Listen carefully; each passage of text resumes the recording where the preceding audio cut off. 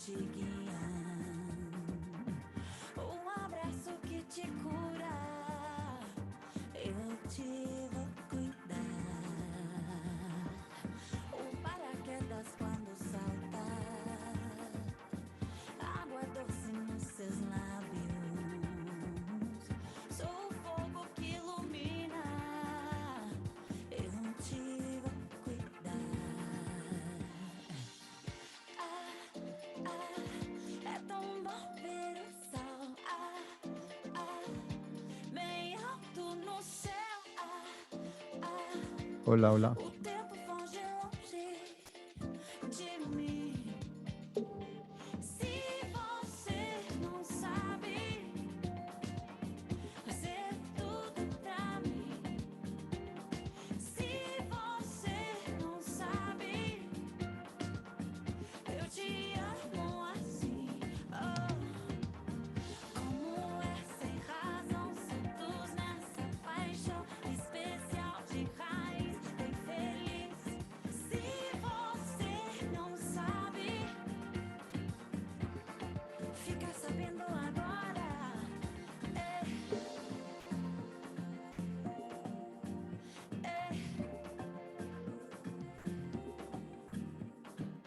Sou uma caixa de tesouro, o amanhecer que beija a noite, o sossego depois de uma tempestade. Eu te vou cuidar. Se você não sabe fazer.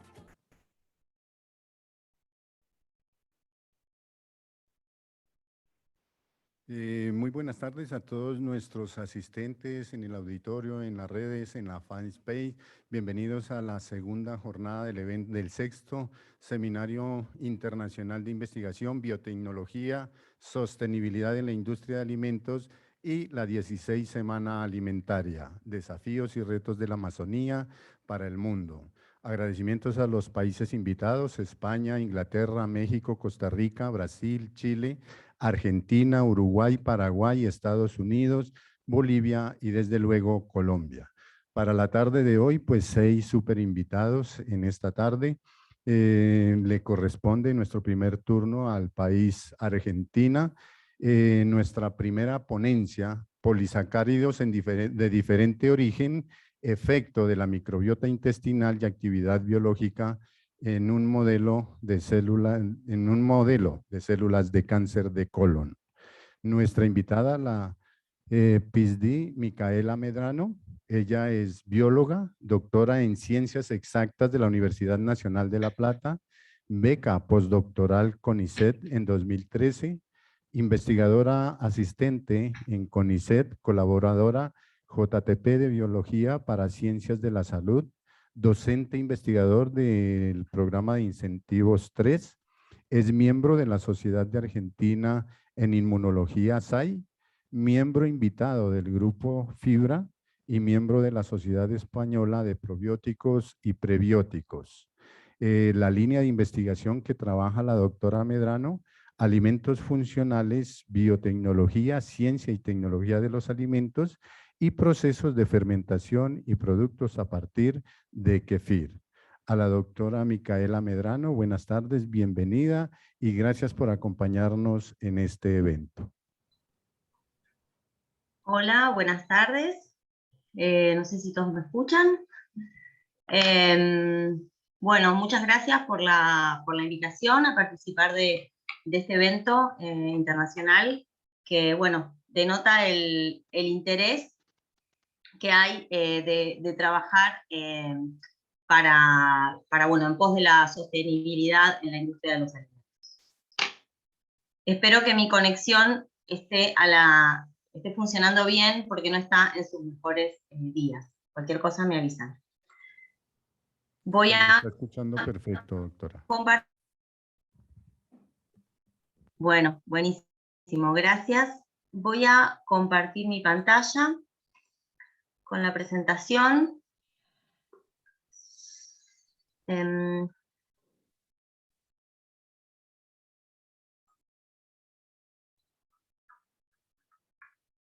minuto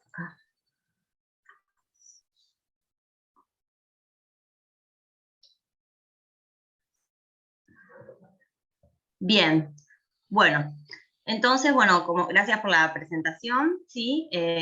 Bueno, mi charla va a tratar sobre polisacáridos dietarios que vienen de diferentes fuentes, el efecto que estos polisacáridos pueden tener en nuestra microbiota intestinal y cómo se puede estudiar esta actividad biológica en un modelo in vitro de cáncer de colon. Bueno, este trabajo fue desarrollado en un instituto de investigación en alimentos en Argentina.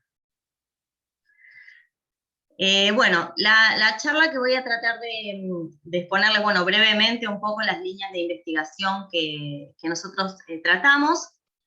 Mi charla va a estar rondando 3 temas fundamentales.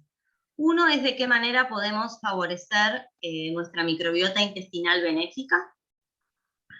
Por otro lado, ¿de qué manera podríamos reutilizar subproductos de la industria alimentaria y de esta manera reducir las pérdidas y desperdicios de la industria de los alimentos?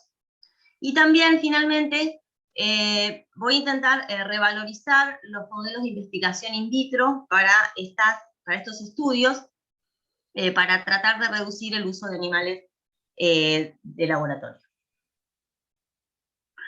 Bueno, como la mayoría de ustedes seguramente deben saber, porque vienen de temáticas relacionadas con la salud y la nutrición, en nuestro intestino grueso habita una población muy importante de bacterias, ¿sí? La mayor población de bacterias que colonizan nuestro cuerpo se encuentra en nuestro intestino grueso, donde encontramos gran diversidad y gran variación en esta diversidad entre diferentes individuos de la misma especie, o sea, entre diferentes personas hay gran variación en esta microbiota. Tenemos algunos filums dominantes que pertenecen a Firmicutes y Bacteroidetes, y después tenemos otros filums subdominantes. Esta población de bacterias va a tener, bueno, grandes beneficios para nuestra salud, sobre todo, bueno, son responsables de protegernos frente a la investigación, frente a bacterias patógenas. También son productoras de vitaminas K y B12, que son vitaminas que nuestro cuerpo no puede sintetizar, y también estas bacterias van a producir ácidos orgánicos de cadena corta, o short chain fatty acids en inglés, que van a tener un efecto benéfico en nuestra salud. Estas bacterias participan de lo que se conoce como eje intestino-cerebro a través de la producción de estos metabolitos, gracias al gran desarrollo de nuestro sistema nervioso entérico.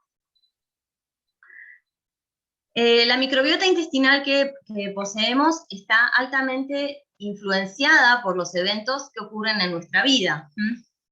El modo de nacimiento, si nacemos por cesárea o por parto natural, el tipo de alimentación que recibimos en la primera etapa de nuestra vida, ¿sí? Si los niños alimentados por leche de pecho tienen una microbiota diferente, una microbiota intestinal diferente a la de los niños que son alimentados con leche de fórmula.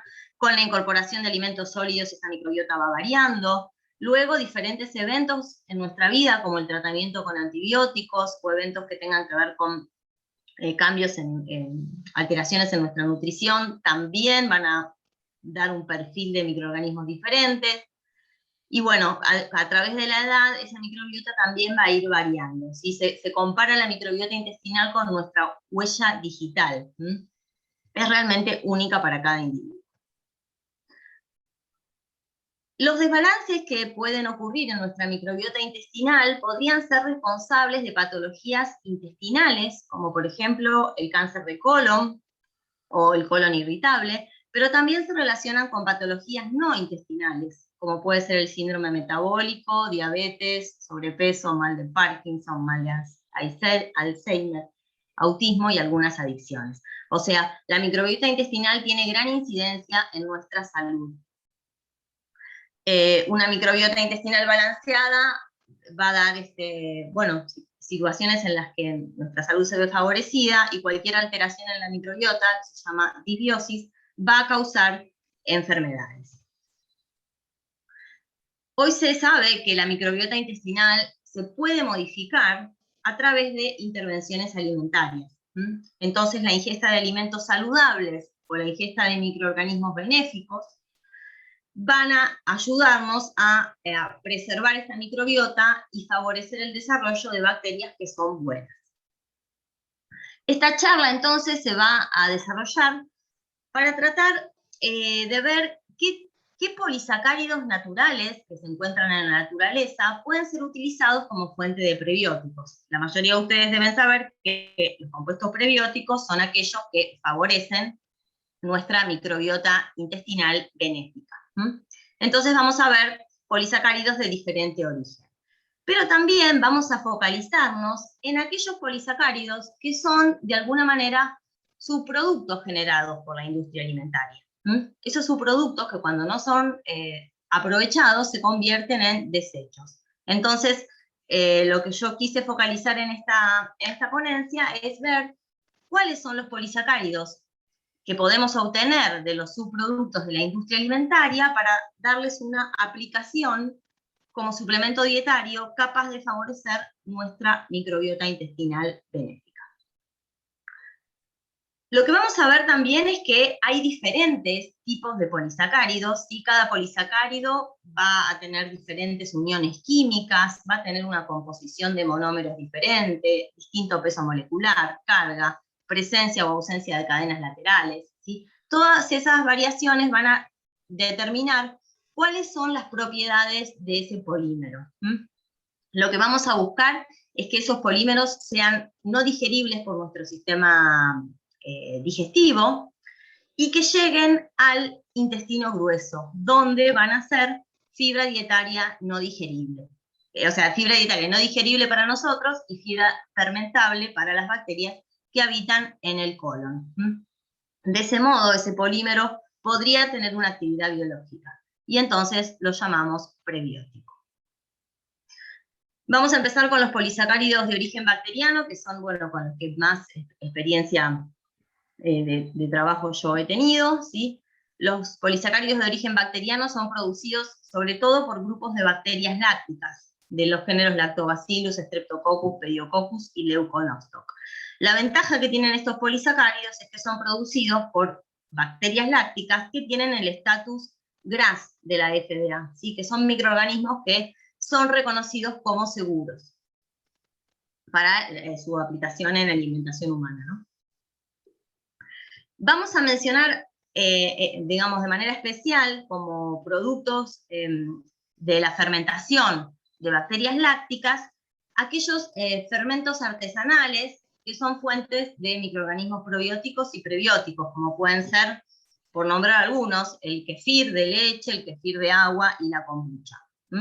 Estas bebidas artesanales, como dije, son fuentes de microorganismos probióticos y de prebióticos. Pensando nuevamente en esto de la reutilización de subproductos, sabemos que estos microorganismos se encuentran inmersos en matrices, ¿sí? Como los gránulos de kefir o los discos de kombucha, o que también se llama SCOBY, que, digamos, resultan subproductos de la industria, a partir de los cuales se podrían obtener estos polímeros.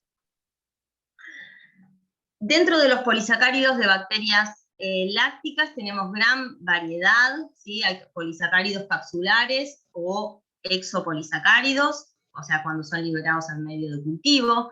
Estos polisacáridos van a impartir en los alimentos diferentes propiedades en las características físicas de esos alimentos. En general, los polisacáridos de bacterias lácticas tienen un alto peso molecular, tienen gran variedad de monómeros, y bueno, acá puse algunos para, solamente a modo de ejemplo, ¿sí? Hay glucanos, hay fructanos, o heteropolisacáridos formados por glucosa y galactosa, como el glucogalactano de los gránulos de kefir de leche. La actividad biológica de los polisacáridos de bacterias lácticas ha sido demostrada, tienen propiedades para inhibir patógenos, como tienen actividad inmunomoduladora, también en la proliferación de células neoplásicas, y también está demostrada su actividad prebiótica, sobre todo en el colon descendente. En segundo lugar, vamos a nombrar a los polisacáridos de origen vegetal. Las plantas realmente tienen una gran diversidad de polímeros. Vamos a nombrar los polisacáridos de reserva fuera del almidón, ¿sí? Que el almidón es completamente digerible por nuestras enzimas.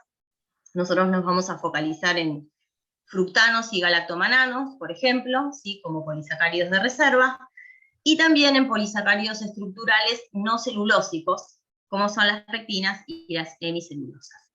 Dentro de este grupo también encontramos muchos de estos polímeros, los vamos a encontrar en subproductos de la industria alimentaria, como vamos a ver.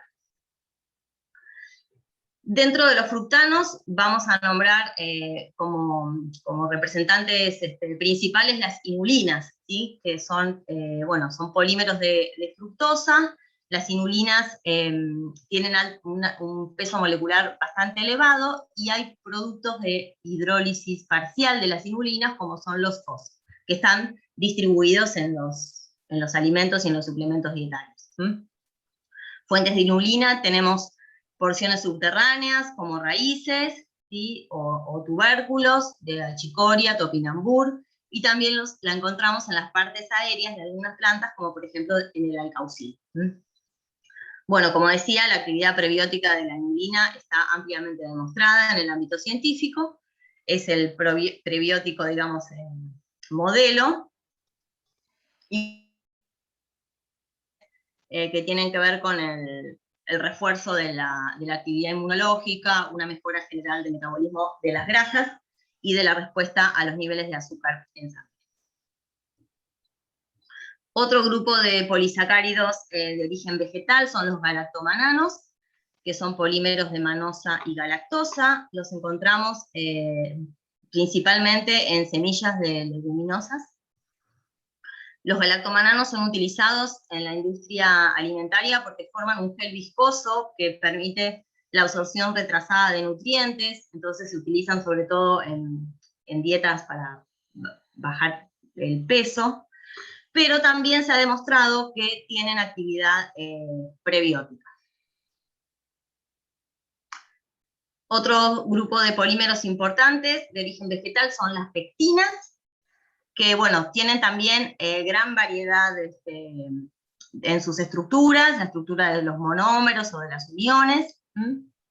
Las pectinas son importantes porque las encontramos en las cáscaras de frutas, sobre todo de los cítricos, ¿sí? Pero también en guayaba y otras frutas de carozo. También hay pectinas en el café. Se caracterizan porque forman geles en presencia de agua. Al estar presentes en las cáscaras de los frutos, también deben ser consideradas como,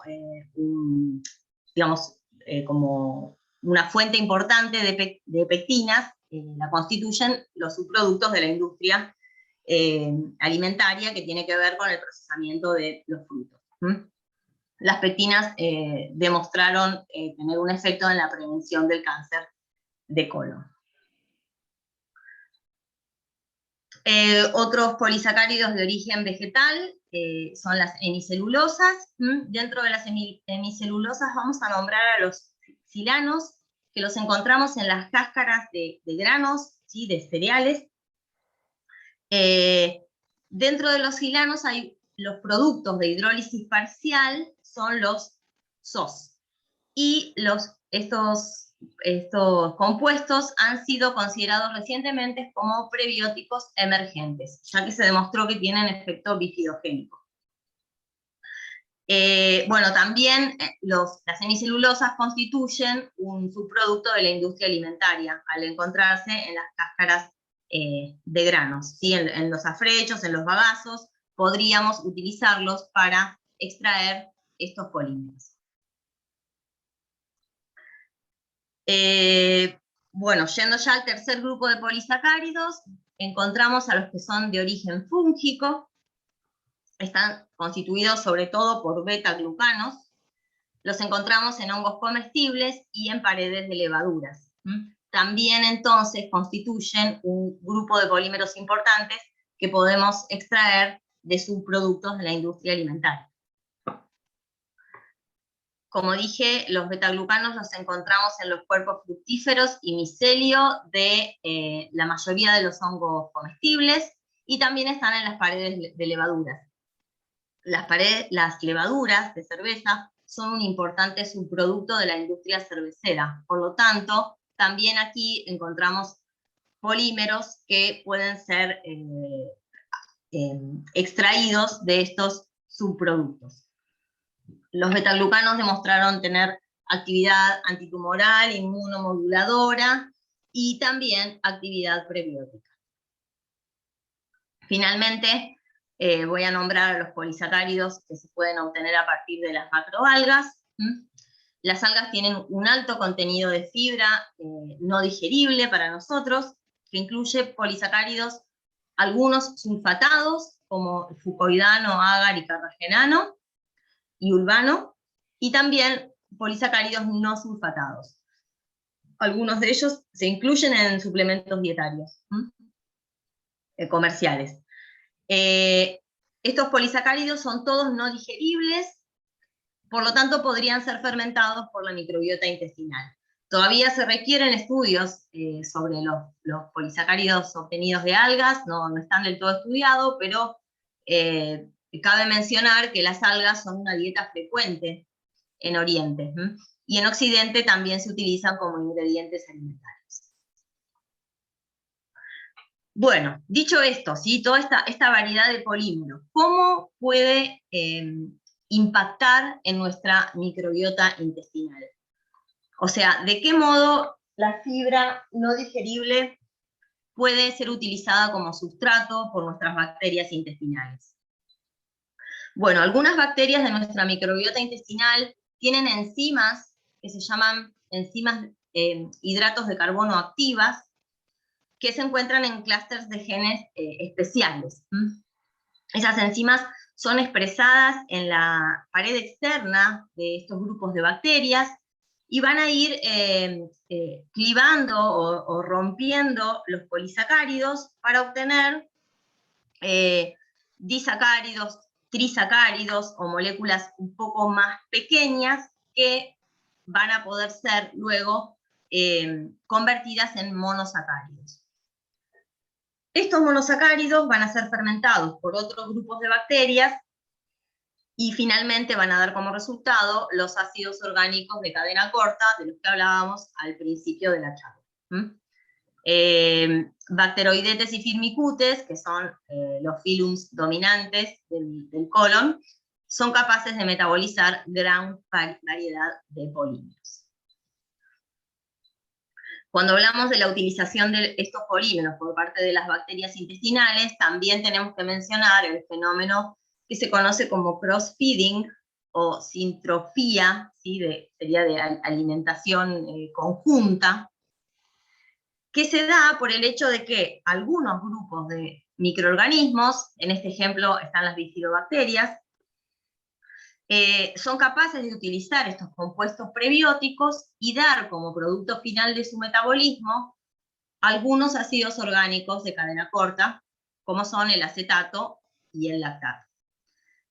Acetato y lactato van a ser utilizados como sustrato por otro grupo de microorganismos, por ejemplo, los microorganismos que producen butirato, para convertirlo en otro ácido orgánico. El butirato es de especial atención en esta patología de la que estamos hablando, que es el cáncer de colon. ¿Por qué? Bueno, el efecto que tiene el butirato se conoce como la paradoja del butirato. El butirato es un ácido orgánico de cadena corta muy pequeño que tiene la capacidad de ser utilizado como sustrato metabólico por células intestinales normales o sanas, mientras que en células intestinales neoplásicas tiene la capacidad de inducir la muerte celular. Por eso se conoce como la paradoja del butirato. En el desarrollo o en los diferentes estadios del cáncer de colon, lo que se observa es la proliferación, el crecimiento desmedido de células neoplásicas, que van a ir formando una masa de células que se conoce como tumor, ¿sí? Bueno, hay diferentes estadios, pero lo que ocurre es la proliferación desmedida o descontrolada de las células. El butirato lo que hace es, de alguna forma, que se estima que es a través de algo que se conoce como efecto Warburg, es inducir la producción mediante el ciclo de Krebs de productos finales como el acetil-CoA, que van a terminar induciendo la muerte de la célula tumoral. Por lo tanto, el butirato es un metabolito importante en esta patología que estamos considerando, y cualquier fibra dietaria que induzca la producción de butirato en el colon va a tener una ventaja para esta patología en particular.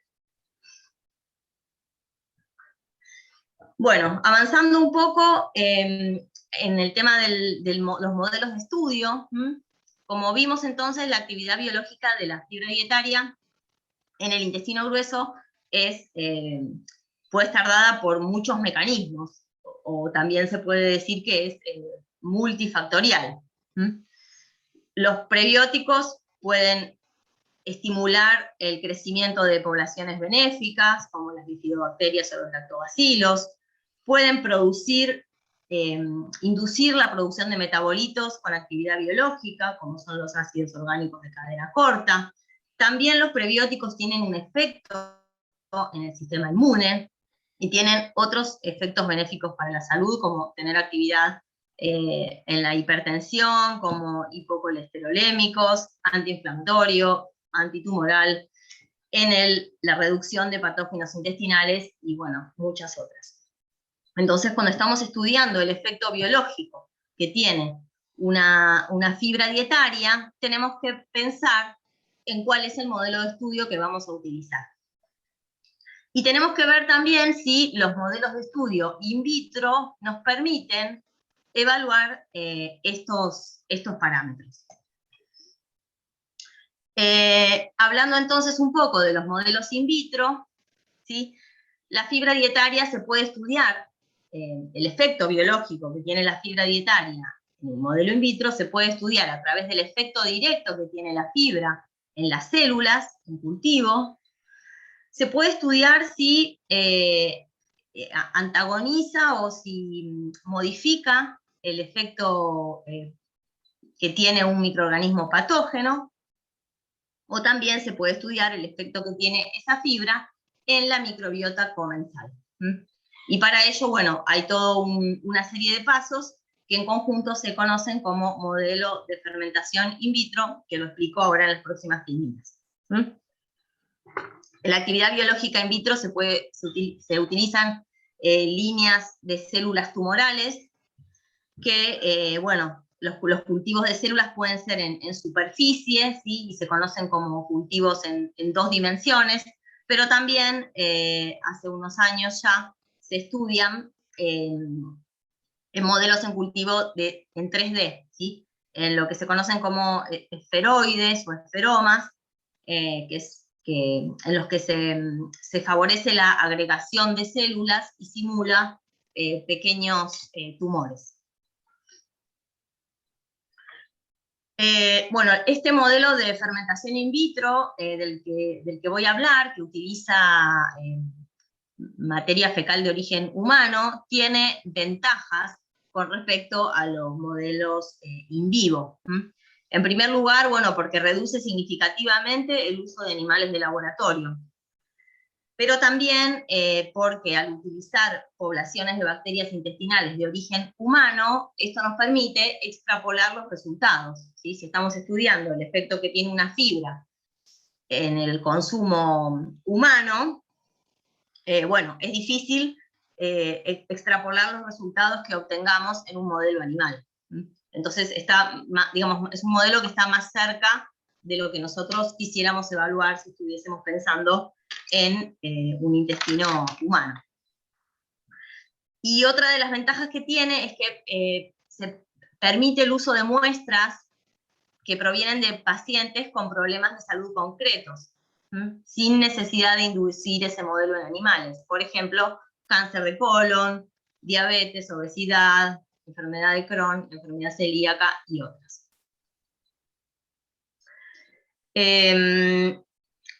Voy a empezar a ir un poco más rápido para no excederme con el tiempo. Cuando queremos estudiar una fibra, tenemos que simular el pasaje por el tracto gastrointestinal, simular lo que ocurre en la boca, en el estómago, en el intestino. Y bueno, finalmente lo que se utiliza es, se formulan medios de cultivo, donde el único hidrato de carbono es la fibra que estamos estudiando, se inoculan con la materia fecal humana, y se cultiva en condiciones de anaerobiosis, simulando lo que ocurriría en nuestro intestino. Finalmente, los cultivos, o el medio de cultivo que desarrolló crecimiento microbiano, se puede utilizar para estudiar el efecto que tienen los metabolitos producidos por las bacterias, y en ese caso se usa el sobrenadante, o se pueden estudiar las poblaciones de bacterias, y en ese caso vamos a utilizar los peces. Bueno, este modelo que acabo de nombrar, bueno, lo hemos utilizado en nuestro laboratorio, y por ejemplo, para el kefirán, que es un polisacárido de bacterias lácticas, bueno, hemos estudiado que es un sustrato fermentable por parte de las bacterias intestinales, y que es capaz de producir metabolitos con actividad antiproliferativa. Todo en modelos in vitro. Desarrollo de bifidobacterias, incremento de bacterias que producen butirato, incremento de butirato, inducción de muerte celular en células neoplásicas. También demostramos que el polisacárido interacciona directamente con las células intestinales de manera estrecha, y también demostramos que tiene un antagonismo frente a la virulencia de patógenos intestinales. ¿Sí? Lo que quiero decir con esto es que estos modelos nos permiten estudiar el efecto que tienen las diferentes fuentes de fibra en un modelo intestinal in vitro. Bueno, finalmente esta termina volviendo al tema de la revalorización de los subproductos, ¿sí? Pensando en acciones que se pueden tomar para minimizar la pérdida y la reducción en los desperdicios por pérdidas de alimentos, ¿sí? Por sugerencia de la FAO 2004. Esta pirámide invertida lo que nos habla es sobre cuáles son las acciones que hay que tomar para reducir estas pérdidas. Y bueno, nosotros, a través de la reutilización de estos subproductos, nos encontraríamos en estas acciones que tienen que ver con recuperar estos subproductos y reutilizarlos para la alimentación en humanos o en animales. Y bueno, en Argentina hay un programa nacional que tiene que ver con el aprovechamiento de los subproductos, y bueno, con otras medidas a tomar. Bueno, les agradezco mucho la atención. Tienen mi correo por cualquier pregunta, o no sé si habrá alguna en el chat. Y bueno, como les dije, este trabajo fue desarrollado en gran parte en el CIRCA, que es un instituto de alimentos que se encuentra en Buenos Aires, Argentina, bueno, con un grupo de trabajo de microbiología liderado por la doctora Analia Abraham, y bueno, con colegas que también, y becarios, que trabajamos todos en polisacáridos de diferente origen, focalizándonos en el aprovechamiento de subproductos de la industria alimentaria. Listo. Bueno, muchas gracias a la doctora Micaela Medrano. Interesante su ponencia, polisacáridos de diferente origen, efecto en la microbiota intestinal y actividad biológica en un modelo de células de cáncer de colon. Doctora Medrano, pedirle el favor de pronto que mirara el chat. En la fanpage nos habían puesto unas preguntas, pero ya las copiamos al chat. Si de pronto usted mismo la puede leer para darle respuesta a nuestros asistentes. Bien, sí, muchas gracias. Bueno, acá encuentro una que pregunta si la microbiota está influenciada directamente con el cerebro. O sea, en realidad esto es un tema que es relativamente nueva, o hace unos años se conoce, y los estudios van creciendo de manera exponencial. Se sabe que hay una comunicación entre el cerebro y la microbiota, que es en los dos sentidos, ¿sí? Pero bueno, el efecto que tiene la microbiota sobre las emociones o sobre algunas regiones del cerebro está dado a través del estímulo que estos ácidos orgánicos tienen en una red de neuronas que está bien desarrollada en toda la superficie intestinal, del intestino grueso y del intestino delgado, que es muy grande. Entonces, esa red de neuronas reciben los estímulos, que son los metabolitos de estos microorganismos, y tienen un impacto en el sistema nervioso central. Y a eso se le conoce como eje intestino-cerebro. No sé si responde eso tu pregunta. Bueno, a nuestros oyentes, y no sé si hay alguna pregunta, pueden levantar la mano, participar directamente, o en su defecto, pues dejar su pregunta a través del chat, pero también el evento ha dispuesto un correo al que pueden formular las preguntas, y después estaremos pidiendo a cada uno de los ponentes para que dieran la respuesta respectiva. No sé si nuestro ingeniero técnico ve alguna otra pregunta. Bueno, parece que por el momento no hay más preguntas. Agradecerle mucho a la doctora Micaela Medrano, y un saludo pues desde Florencia, Puerta de Oro de la Amazonía colombiana. Bueno, muchas gracias. Le vamos pidiendo pues gracias doctora Medrano. Le vamos pidiendo a nuestro siguiente invitada, la doctora Andrea Alejandra Arrúa. Ella nos va a trabajar el tema de micotoxinas en producción animal desde una